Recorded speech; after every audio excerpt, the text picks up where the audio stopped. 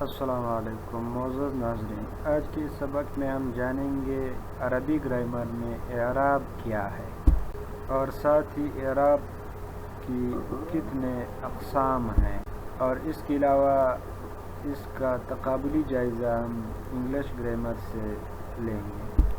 یہ بات یاد رکھنا کہ یہاں پر ہم صرف اعراب کیا ہے اور کتنے ہیں، لیکن جو اعراب کی علامات ہے وہ ہم اگلے سبق میں پڑھیں گے۔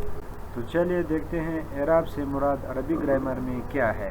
عربی زبان میں اعراب سے مراد لفظ کے آخری حرف کی حرکت میں تبدیلی کا آنا، یعنی عربی زبان میں اعراب سے مراد کسی لفظ کے آخری حرف پر جو حرکت ہوتی ہے اس کا تبدیل ہونا، جیسے زیدن، زیدن، زیدن۔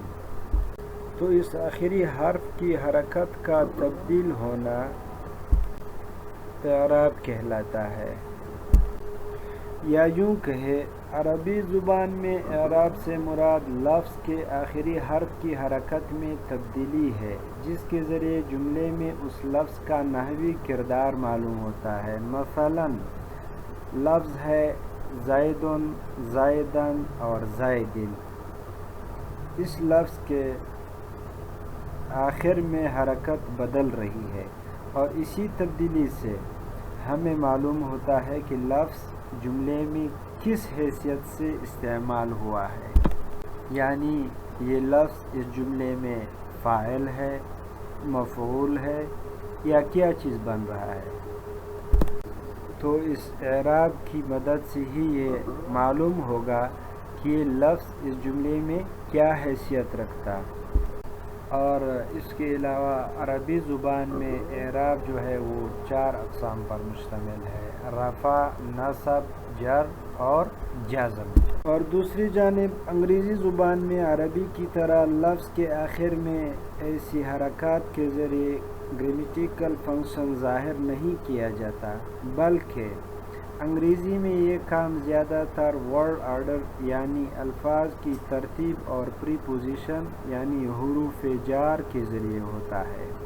یعنی مختصر یوں سمجھے، Arabic relies on case ending, whereas English relies mainly on word order and prepositions۔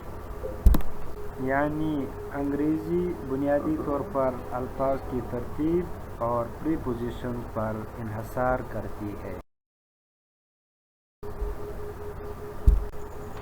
جی، اب ہم اعراب کے ان 4 اقسام کو مثالوں کے ذریعے سمجھیں گے۔ وہ 4 اقسام یعنی نصب، جر، رفع اور جزم۔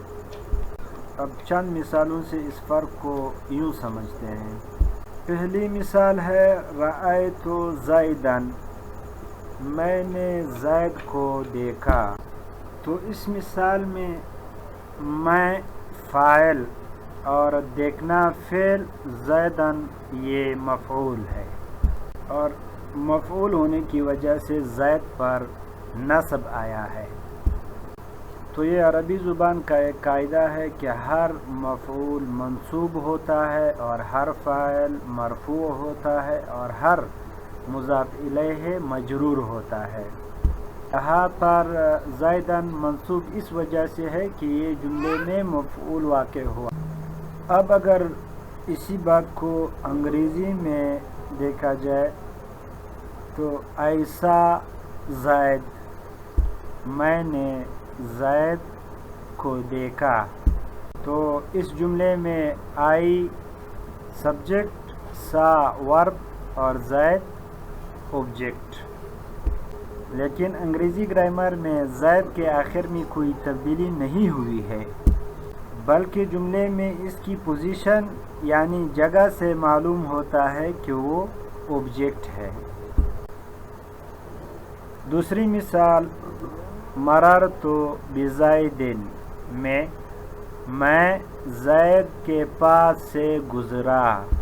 یہاں با حرف جر کی وجہ سے زید پر زیر آئے ہیں، یعنی یہاں پر بزائد دن میں با حرف جر ہے اور یہ زائد پر داخل ہوئی ہے، تو اس وجہ سے زائدن کا آخری حرف دال پر دو زیر آئے ہیں۔ تو جس لفظ پر بھی حرف جر داخل ہو جائے تو اس لفظ کے آخر کو مجرور کر دیتا ہے۔ انگریزی میں اس کی مثال I went with زید، تو اس مثال میں with ایک پریپوزیشن ہے جو کہ تعلق کو ظاہر کرتا ہے۔ تو اس مثال میں بھی عربی گرامر کی طرح زائد کے آخری حرف میں کوئی تبدیلی تو نہیں آتی، لیکن پری پوزیشن کے بعد آنے کی وجہ سے یہاں پر زائد کی حیثیت یا پوزیشن نہ تو فاعل کا ہے اور نہ مفعول کا، بلکہ صرف اس کا اپنے فعل کے ساتھ ایک تعلق ہے۔ اب تیسری مثال جاء زیدن میں یعنی زید آیا، یہاں زید فاعل ہے اس لیے مرفوع ہے۔ اور انگریزی میں اس کی مثال زید کیم سے زید کی پوزیشن سبجیکٹ کی ہے، یعنی اس مثال میں زید کی جو گرامیٹیکل پوزیشن ہے اس سے معلوم ہوتا ہے کہ یہاں پر زید سبجیکٹ ہے۔ اور آخری مثال میں لم یذهب میں فعل پر جزم ہے، جبکہ انگریزی میں اس کے لیے عربی جیسی آخری حرکت کی تبدیلی موجود نہیں ہے۔ یہاں پر اس مثال میں جو یذهب ہے یہ اصل میں یذهب ہے، لیکن لم کا جو حرف اس پر داخل ہوا ہے تو یہ اب اس پر جزم آئے گا، لم یذهب۔ تو لہٰذا اس طرح عربی اور انگریزی کے درمیان بنیادی فرق یہ ہے کہ عربی میں اعراب لفظ کے آخری حصے سے گرامیٹیکل فنکشن ظاہر کرتا ہے، جبکہ انگریزی میں ورڈ آرڈر اور پریپوزیشن زیادہ اہم کردار ادا کرتے ہیں۔ تو یہ ہو گئی اعراب کی اقسام اور اعراب کا تعارف۔ آگے چل کر ہم اگلے سبق میں اعراب کی علامات اور اس کی تقابلی جائزہ لیں گے۔